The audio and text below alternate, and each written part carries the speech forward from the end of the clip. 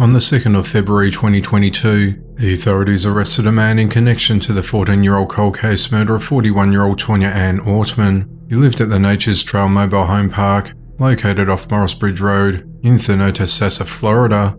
The incident occurred at around 1:22 a.m. on the 17th of July 2007, when the authorities received a call from Jonathan Burns, who was 43 years old at the time, who lived at and co-owned the park. He called to report that he had been stabbed during an altercation with a tenant. When deputies arrived at the scene, located at 12,928 Crisp Place, they found John between two pickup trucks outside his home, which also doubled as an office for the park. Toynia's lifeless body was found nearby on her back, on the ground outside a rented neighbouring mobile home.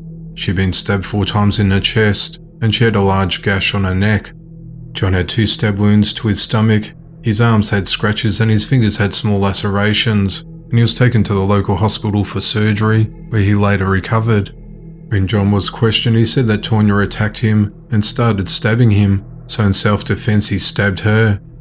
While investigating the crime scene, detectives found blood near the trash bin about 29 feet from Toynia's body, and blood leading back to John's home. Inside the house, the investigators found a bloody knife. Forensic tests at the time showed the blood on the ground and on the knife matched John's DNA profile. It was noted that John's blood was not found near Toynia's body, and Toynia's blood was not found near the dumpster. An autopsy concluded that Toynia died from multiple stab wounds to the chest that penetrated her heart and lungs. The investigators learnt that Toynia used a walker and a wheelchair, and she found it difficult to move about as she was unsteady on her feet. When the case was presented to the State Attorney's Office, it was concluded there was insufficient evidence to refute John's version of events.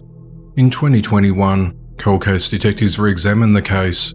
On the 14th of January 2022, a detective went back to John's home in the park and interviewed him about the events surrounding Toynia's stabbing. John told the investigator that he'd been drinking heavily that night, and Toynia started yelling at him as he walked to the laundry room to close it. He said he then walked over to her mobile home and she punched him in the stomach. John said he later realised he was bleeding. He said that Toynia was not armed with any type of weapon and never took his knife, but he said he thinks she stabbed him. Just over a week after the interview, a witness contacted the authorities saying she had some information they might be interested in. During an interview with a detective, the witness said John approached her in the mobile home park. He said he was interviewed by the authorities and told her he knows he did something wrong and he wants to face it. The witness said that John told her that he knew that Toynia was disabled at the time. The witness said John gave her a signed letter containing an account of what happened. She passed this on to the detective on the 25th of January. 2 days later, the witness contacted the detective again. The witness said John approached her and told her he wrote the letter as if acting in self-defense, as he figured he'll get less time. The witness said John told her that Toynia had gotten what she deserved and he didn't feel bad about it.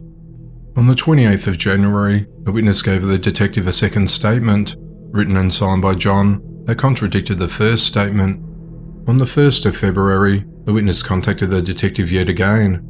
She said John had given her a third statement, after she confronted him with the contradictions between the letters and what he verbally told her.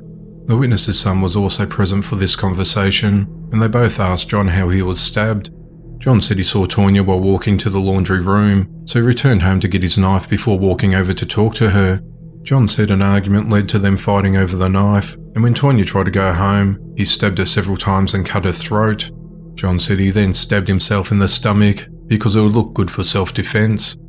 After handing over his third statement, he said it contained the truth. The letter ended with an admission that he disliked Toynia and intended to hurt her that night, but he unfortunately killed her. This was a terrible tragedy that I'm responsible for, and I wish I could change it, he said. The details in the third statement were consistent with the evidence collected at the crime scene, and the investigators matched a fingerprint on one of the statements to John. Deputies arrested John on the 2nd of February at his home in the park and is facing charges for Toynia's murder. On the 4th of February, he appeared in court in Tampa, where his bond was set at $50,000.